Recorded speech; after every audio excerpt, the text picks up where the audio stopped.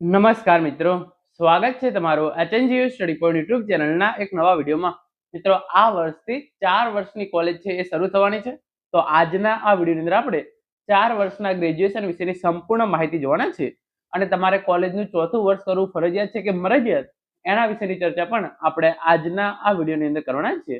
તો મિત્રો, હવે શરૂ કરીએ આજનો વિડીયો. તો તમે જોઈ શકો છો, આ વર્ષથી 4 વર્ષનું ગ્રેજ્યુએશન એટલે કે આ વર્ષથી 4 વર્ષનું ગ્રેજ્યુએશનનો કોર્સ છે એ શરૂ કરવામાં આવ્યો છે. 4 વર્ષની કોલેજ વિશેની સંપૂર્ણ માહિતી જોવાના છે અને કોલેજનું ચોથું વર્ષ ફરજિયાત છે કે મરજિયાત એની પણ આપણે ચર્ચા કરીશું. તો સૌપ્રથમ તમે અહીંયા જે ન્યૂઝપેપર કટિંગ છે એમાંથી આપણે ઇન્ફોર્મેશન જોઈએ તો તમે જોઈ શકો છો, આ વર્ષથી વિદ્યાર્થીઓ કરી શકશે 4 વર્ષનું ગ્રેજ્યુએશન. પીએચડી વિદેશ અભ્યાસમાં ફાયદો થશે. યુનિવર્સિટીને સ્વાયત્તતા સ્નાતક કક્ષાના ચોથા વર્ષમાં પ્રવેશ માટે જીકાસ પોર્ટલની જરૂર પડશે નહીં. એટલે કે જે પણ વિદ્યાર્થીઓ 3 વર્ષની કોલેજ પૂરી કરી નાખે છે અને તેઓ કોલેજના ચોથા વર્ષની અંદર એડમિશન મેળવવા માંગતા છે તો એમણે જીકાસ પોર્ટલની જરૂર પડશે નહીં. ડાયરેક્ટ એમને એમ જ કોલેજ દ્વારા એડમિશન મેળવી શકશે. છાત્રોને એનઈપી 2020 નો ફાયદો આ વર્ષથી મળતો દેખાશે. કોલેજમાં સ્નાતકનું ચોથું વર્ષ કરવા માટે છઠ્ઠા સેમેસ્ટરમાં 75% ફરજિયાત હોવા જરૂરી છે. એટલે કે જે પણ વિદ્યાર્થીઓએ કોલેજ 3 વર્ષની કોલેજ પૂરી કરી છે અને એમને છઠ્ઠા સેમેસ્ટરની અંદર 75% કરતાં વધારે માર્ક્સ આવેલા હોય એ જ વિદ્યાર્થીઓ કોલેજનું ચોથું વર્ષ છે એ કરી શકશે. આપણે વધારે ઇન્ફોર્મેશન જોઈએ તો તમે જોઈ શકો છો, નવી એજ્યુકેશન પોલિસી મુજબ હવે શિક્ષણનું માળખું બદલાઈ રહ્યું છે. આગામી શૈક્ષણિક વર્ષ 2026-27 સ્નાતક કક્ષાએ ચોથા વર્ષનો અમલ શરૂ થવા જઈ રહ્યો છે. કચ્છના યુવાનો માટે ખાસ વાત એ છે કે જેઓએ 3 વર્ષ પૂર્ણ કર્યા છે તેઓ હવે પોતાની પસંદગી મુજબ ચોથા વર્ષમાં એડમિશન મેળવી શકશે. તો દરેક જે પણ વિદ્યાર્થીઓ કોલેજના 3 વર્ષ પૂરા કર્યા છે એ એમની મરજી પ્રમાણે ચોથા વર્ષમાં એડમિશન મેળવી શકશે. 4 વર્ષના ડિગ્રી કોર્સમાં અત્યાર સુધી જે પ્રવેશ પ્રક્રિયાને લઈને દ્વિધા હતી તેને રાજ્ય સરકારે ઉકેલ લાવી દીધો છે. હવેથી ચોથા વર્ષમાં પ્રવેશ માટે વિદ્યાર્થીઓએ કોઈ નવા પોર્ટલ પર ફોર્મ ભરવા જવું નહીં પડે.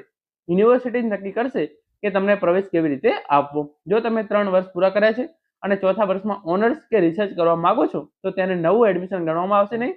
એટલે કે કોઈ વધારાની ઓનલાઈન માથાકૂટ વગર યુનિવર્સિટીના નિયમ મુજબ જ સીધો પ્રવેશ મળશે.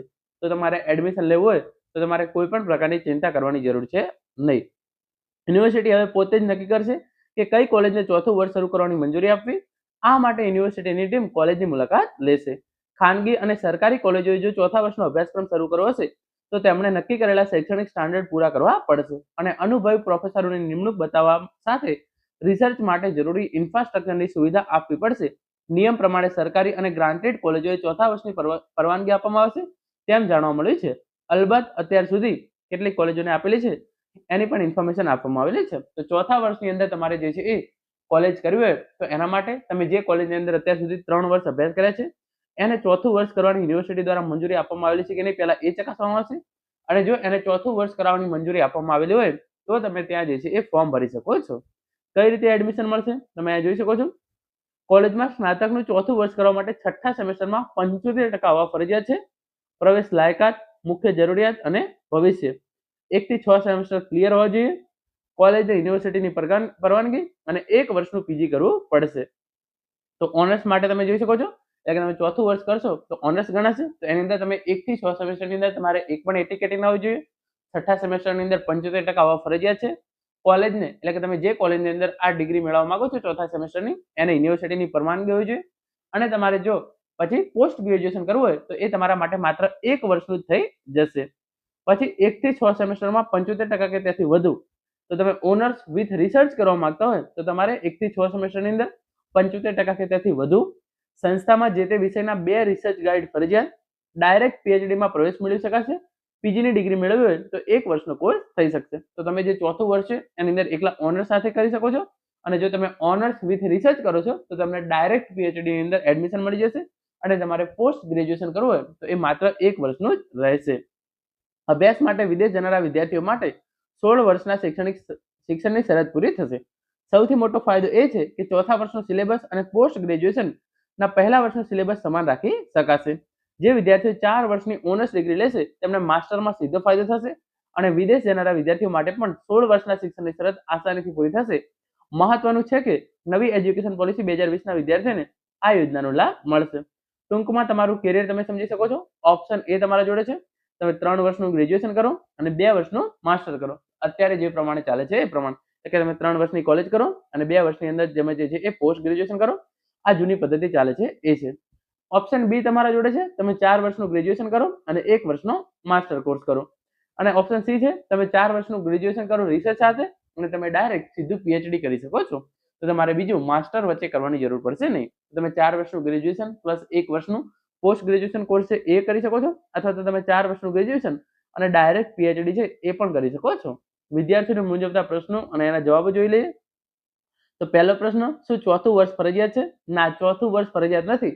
જૂનો 3 વર્ષનો યુજી અને 2 વર્ષનો વિકલ્પ, 2 વર્ષનો પીજીનો વિકલ્પ યથાવત છે. તો 4 વર્ષ ચોથું વર્ષ કરવું તમારે કોલેજની અંદર ફરજિયાત નથી. જીકાસ ઉપર ફોર્મ ભરવું પડશે. જેઓ કોલેજમાં ચોથું વર્ષ કરવા માંગે છે તેમણે જીકાસમાં ફોર્મ ભરવાની જરૂર નથી. યુનિવર્સિટી સીધો પ્રવેશ ફાળવશે, પરંતુ યુનિવર્સિટી ભવનમાં 2 વર્ષનું પીજી કરવા માંગે છે તેમણે જીકાસ મારફતે ફોર્મ ભરવું પડશે. એટલે કે તમારે ડાયરેક્ટ કોલેજની અંદર ચોથું વર્ષ કરવું હોય તો તમારે જીકાસ મારફતે ફોર્મ ભરવાની જરૂર પડશે નહીં. બીજી કોલેજમાં એડમિશન મળી શકે. હા, જો તમારી કોલેજમાં ચોથું વર્ષ નથી અથવા ક્રાઇટેરિયા પૂરું થતું નથી તો તમે અન્ય કોઈ પણ કોલેજમાં જે ચોથું વર્ષ છે ત્યાં પ્રવેશ લઈ શકો છો. માત્ર ફેકલ્ટી સમાન હોવી જોઈએ. તો તમારે કોલેજ બદલવાની પણ ચોથા વર્ષમાં જરૂર પડી શકે છે. ક્લસ્ટર સિસ્ટમ શું છે? એક જ શહેરની 2 કોલેજો ભેગા મળીને પણ ચોથું વર્ષ ચલાવી શકશે, જેથી ઓછા વિદ્યાર્થીઓ હોય તો પણ શિક્ષણ કાર્ય સરળતાથી ચાલી શકે. ફોર એક્ઝામ્પલ, તમારું શહેર છે, આપણે લઈએ મહેસાણા, માની લઈએ મહેસાણાની અંદર ફોર એક્ઝામ્પલ ટોટલ 4 થી 5 કોલેજો છે અને એ બધા ભેગા મળીને પણ ચોથું વર્ષ ચાલુ કરી શકે છે. તો આ રીતે ક્લસ્ટર સિસ્ટમ પણ અમલમાં આવી શકે છે. તો મિત્રો, આ હતો આજનો વિડીયો, જેની અંદર આપણે કોલેજમાં ચોથા વર્ષ વિશેની સંપૂર્ણ માહિતી મેળવી છે. આશા રાખું છું આજનો આ વિડીયો તમને ચોક્કસથી ઉપયોગી થશે. Thank you so much for watching.